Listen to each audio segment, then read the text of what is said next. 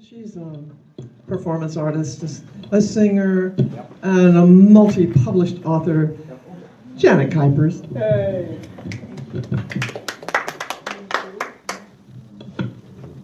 Thank you very much. Hello. I'm so excited. It's getting cooler. I can wear layers. How exciting is that? You have no idea how much that thrills me. Sorry. Hi. Yes, I do work with Scars Publications just because I don't like the mic on the front and published literary magazines, but just recently they published in the chapter 18, 28, 38, 48 series poetry from Missouri performance art shows of mine in the past. This is chapter 48, volume 1. They are all things in Chicago, which is why there's a Chicago picture there. It shows from 2009 to 2011.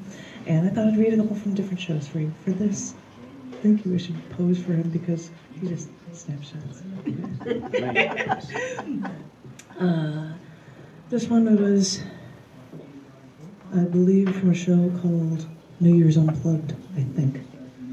I think it's called Before Taking Over the Controls.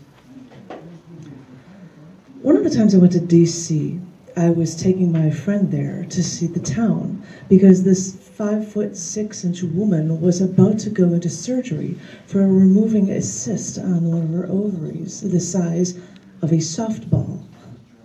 Well, a friend was driving us to O'Hare Airport, but before we got on the road, I picked up a small Domino's pizza, and as we started driving along the Kennedy, we agreed that the best bite of any slice of pizza is always that center-pointed bite. So we agreed, right then and there, to eat all of the center bites of all of the triangles of pizza before we went on to eat more pizza before our flight. And, you know, another time I was flying to New Orleans on a business trip with a coworker who was scheduled to fly with me.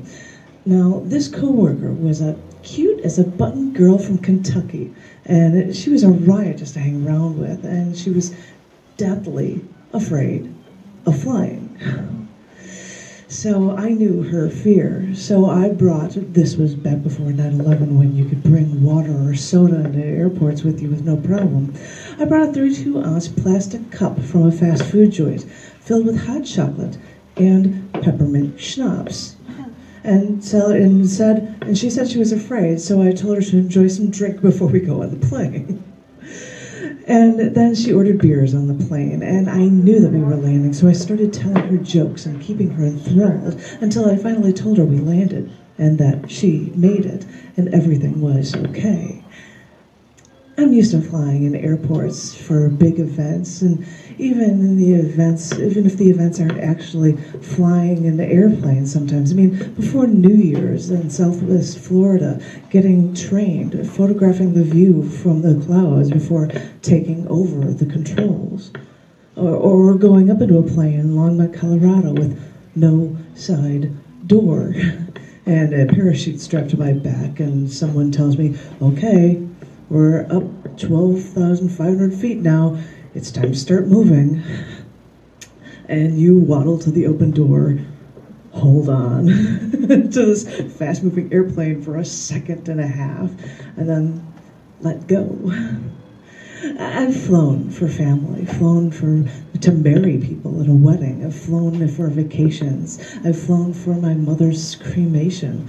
It's amazing that sometimes the trip can be a story, but wait until the flight actually lands, because that's where the real story can start.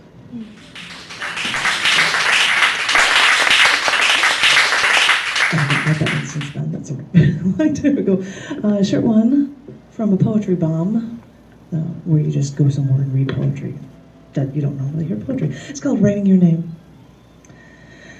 I sat there in the shade. I took a stick. I wrote your name in the ground. A preacher said the number one sin is lust. Then I am condemned. For I want you, and I don't care what preacher says. For if the elements wash away your name tonight, I will be back tomorrow to write it again.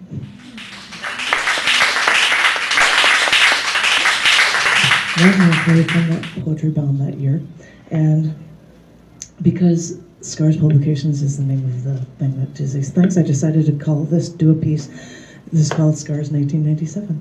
So now you know what it is. I wear my scars like badges.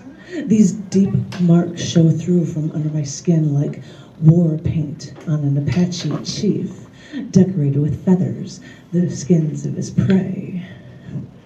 I have a scar over my left knee. It's left over from a bout with poison ivy, and after climbing a mountainside, this 4-inch long slice curves along my leg, almost perfectly defining the muscles in my thigh.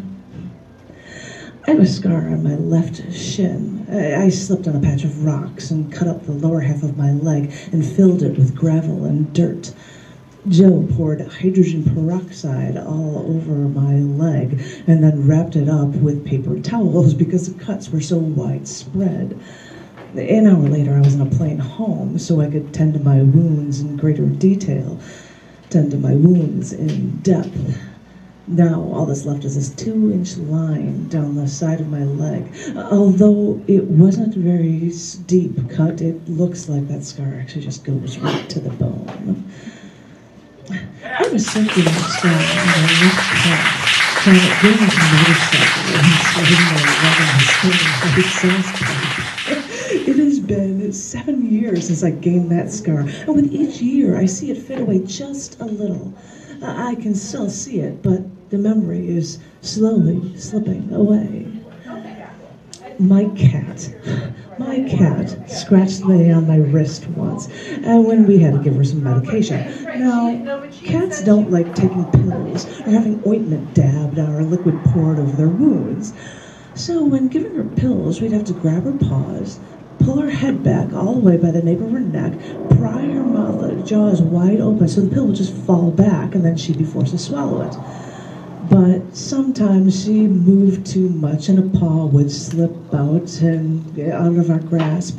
And now, over the bone on my left wrist, a long, thin scar stares at me defiantly. I tell people that if they wake up with bruises that they can't remember getting, that means they must have had fun the night before. But each marking, each scar is a story. It is a memory. It is a way to remember how you lived. And with these marks, that is how I gauge my living. It is with these marks that I feel decorated. Thank you.